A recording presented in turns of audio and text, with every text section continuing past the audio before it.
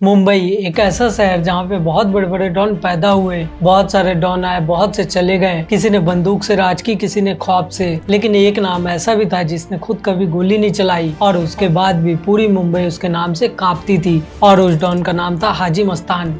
1 मार्च 1926 तमिलनाडु के कडलोर में एक बहुत ही गरीब किसान के घर एक बच्चे का जन्म हुआ और उसका नाम होता है मस्तान हैदर मिर्जा। और इतनी गरीबी कि कई बार इन्हें खाने को पैसे नहीं होते थे। और 1934 में 8 साल का मस्तान अपने पिता के साथ बॉम्बे आ जाता है और कंफर्ट मार्केट में साइकिल रिपेयर की दुकान में काम करता है। रात दिन मेहनत, लेकिन उसकी किस्मत कभी नहीं बदली। वो रोज महंगी घड़ियों को देखता और सोचता कि एक दिन उसके पास एक घड़ी होगी।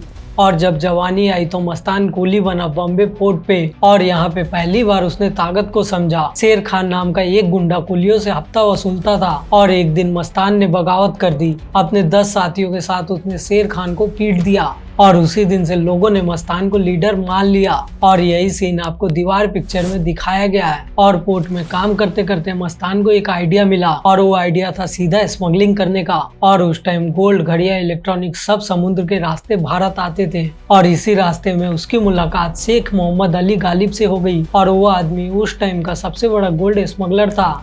और मस्तान भी उसका माल बहुत ईमानदारी से संभालने लगा। स्टार्टिंग में मस्तान उसके सोने को अपने पास 3 साल तक रखता और उसके बाद ईमानदारी से उस सोने को वापस कर देता। और शेख ने उसकी ईमानदारी को देख के कहा कि आज से तुम मेरे पार्टनर हो, और उसे अपने बिजनेस में 50% की हिस्सेदारी दे दी। और यहीं से अंडरवर्ल्ड में एक नए सूरज का उदय हुआ और उसका नाम था हाजी मस्तान। अब धीरे धीरे मुंबई में बहुत ज्यादा टाइम बीतने लगा और मस्तान बन गया मस्तान भाई। और उसकी खासियत थी बातों से काम निकलवा लेना। बंदूक का यूज वो बहुत ही ज्यादा कम करता था। और उसके बाद उसने दोस्ती की वरदा रंजन, मुरलीधर और करीम लाला से। और तीनों के तीनों डॉन उस टाइम में बहुत बड़े माफिया थे। तीनों ने खुद में मुंबई बांट ली और तीनों ने अपना अपना एरिया डिसाइड कर लिया। साउथ बॉम्बे उस टाइम मस्तान का था और सेंट्रल बॉम्बे वरदा और करीम का। इन तीनों में इतनी ज्यादा दोस्ती थी कि कोई भी इन्हें नहीं हिला सकता था।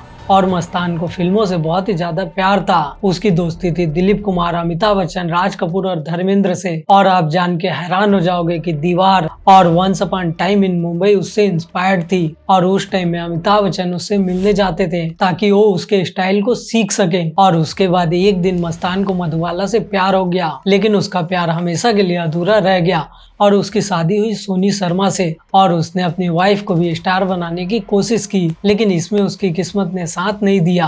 वो अंडरवर्ल्ड को जीत गया था लेकिन इश्क हार गया था। और उसके बाद 1975 में देश में इमरजेंसी आया। इंदिरा गांधी का दौर था और हाजी मस्तान को जेल जाना पड़ा। और यहीं पे उसकी मुलाकात जयप्रकाश नारायण से हुई। और उस टाइम जेपी ने कहा कि गुनाह को छोड़ दो। मस्तान बदल गया, हज पे गया, उसके बाद राजनीति में वापस आ गया, पार्टी बनाई, चुनाव लड़ा, लेकिन वो हार गया। आप सोचो, अंडरवर्ल्ड का राजा राजनीति में फेल हो गया। और दूसरी तरफ एक और नाम उभर रहा था, दाऊद इब्राहिम का। स्टार्टिंग में दाऊद इब्राहिम इनकी गैंग का मेंबर था, लेकिन बाद में जाके उसने खुद की गैंग बना ली और उसने हाजी मस्तान को अपने रास्ते से हटाना स्टार्ट कर दिया। और दाऊद ने बिल्कुल अलग रास्ता अपनाया, डर, हथियार, जबरदस्ती, जो कि मस्तान को पसंद नहीं था। और धीरे धीरे दाऊद की गैंग बहुत ही ज्यादा मजबूत हुई और धीरे धीरे अंडरवर्ल्ड में उसकी पावर बढ़ती गई। और 1994 में हाजी मस्तान की मौत हो गई। एक ऐसा डॉन जिसने बिना गोली चलाए पूरे शहर पे राज किया। गरीबी से उठ के वो मुंबई का सबसे बड़ा डॉन बना और उसके बाद उसने अपनी कुर्सी को डायरेक्ट छोड़ दिया और उसने पूरे देश को सिखाया ताकत सिर्फ हथियार से नहीं बल्कि किरदार से भी बनती है। और मुंबई में आज भी उसका नाम इज्जत से लिया जाता है। वो एक ऐसा डॉन था जिसे आज भी लोग भुला नहीं पाते हैं। और अगर आपको ये वीडियो पसंद आया तो इस वीडियो को लाइक, शेयर और चैनल को सब्सक्राइब जरूर करना। मिलते हैं आपसे आने वाले अगले वीडियो में, तब तक के लिए बाय और जय हिंद।